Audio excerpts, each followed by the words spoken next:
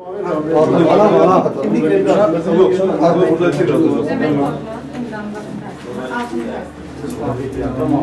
çal hakkında. İcabem Acabana açık şabana. 6 yıl bana. Ya Rabbi mutfazın müşri milletine hizmet ve hizmetana hayır ve bereket garini selamet ectemai Müslüman Rabşini icmalaşı. Hat.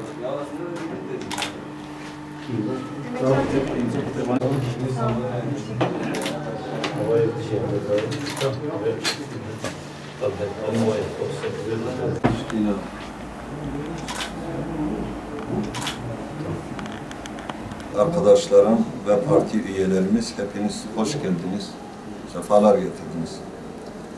Halkımızın maddi ve manevi kalkınmasını hedefleyen bir anlayışla kurulan Hüdapar, Hırdava Partisi Bismil ilçe başkanlığını 2 dönemdir yürütmekteyim. İmkanlarımız ölçüsünden ayrım yapmaksızın halkımızın her kesimine ve her türlü sorununa müdahil olup yardımcı olmaya ve çözmeye çalışmışız. Bu 3. dönemde de beni ilçe başkanlığına layık gören parti yönetimime ve dava arkadaşlarıma teşekkür ediyorum. Önümüzdeki dönemde de Allah'ın yardımı, halkımızın ve çalışma arkadaşlarımın desteğiyle ilçemizin kronikleşmiş sorunlarına çözüm bulmaya çalışacağız. Sorunları ve halkımızın huzuru için elimizden gelen gayreti sarf edeceğiz. Kimsenin hiçbir şüphesi olmasın. Bu hayırlı hizmete katkısı olacak herkesi davet ediyor.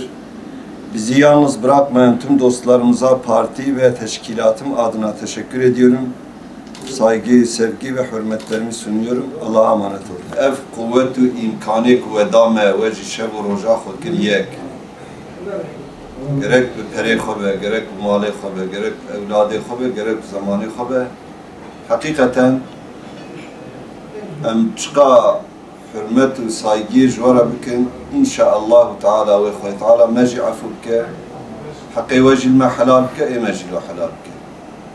Yek em ve bejin ya diyajı az disa tekrar bikin tişte kujmetel ve kazaya hanekai buna seri avli de em millet baveri ki Müslümane dini xwe muhafaza bike durajî milleteki em milletê Kurd milleteki bi şerefe bi hasiyete ji tamamî xetayê dunyevî olarak berê dûr bû dîsa vegera ser eslê xwe ku em jî û ew jî li vê memleketê Anîkayê em bi hev re huzurê bibînin.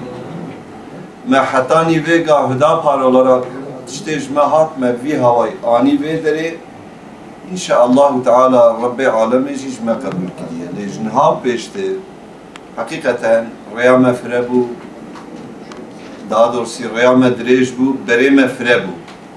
Çünkü bir millete Anîkayê jî hakikaten îro berê xwe dayeviyelî, teveccüh dayeviyelî, dertê xwe tîne bame, em jî derdê wa godarî dikin. Hizmetê me tamama kat zêde bû. Em jî dixwazin divê sura Anîkayê de em îca ji vî milletî re bi zarokê ware, bi malê ware, bi canê ware, bi selamet olarak em bişxulin, em şerefa wa muhafaza bikin. Ev kêmayiyê ku ketiye ümmeta İslamê û me jî em vê va kêmayiyê Anîkayê heqiyê tedavî bikin û ji vî milletê re hizmet bikin. Yani gava em bibêjin sözün kısası